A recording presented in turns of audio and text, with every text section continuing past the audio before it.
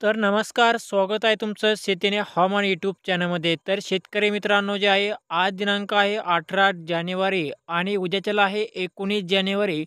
तर जाणून घेऊया उद्याचा हवामान अंदाज. तर शेतकरी मित्रांनो, राज्यामध्ये सध्याचे वातावरण आपल्याला कसे राहणार आहे, तर आपण या व्हिडिओमध्ये जाणून घेणार आहोत. तर त्याआधी चॅनल जर नवीन असेल तर चॅनल सबस्क्राईब करून व्हिडिओला लाईक नक्की करा.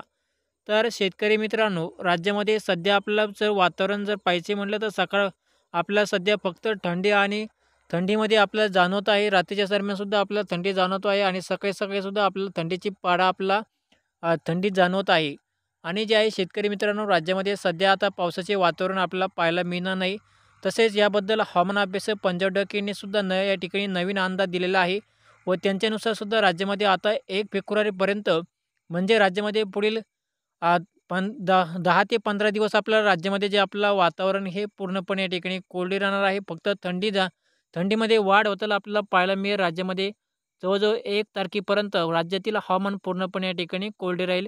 फक्त सकाळच्या दरम्यान धुळी वगैरे आपल्याला जाणवेल. धुळी पडेल सकाळी-सकाळी आणि त्यानंतर रात्रीच्या दरम्यान आपल्याला थंडीमध्ये वाढ होताना पाहायला मिळेल. आणि दुपारच्या दरम्यान कडक ऊन पडेल आणि शेतकरी मित्रांनो जे आहे हा होता उद्याचा हवामान अंदाज. तर उद्याच्याला आहे 19 जानेवारी. तर उद्याच्याला राज्यातील हवामान जसं की आज जसे वातावरण आहे तसेच उद्यासुद्धा तसेच वातावरण आपल्याला जे आहे पाहायला मिळणार आहे. तर शेतकरी मित्रांनो धन्यवाद.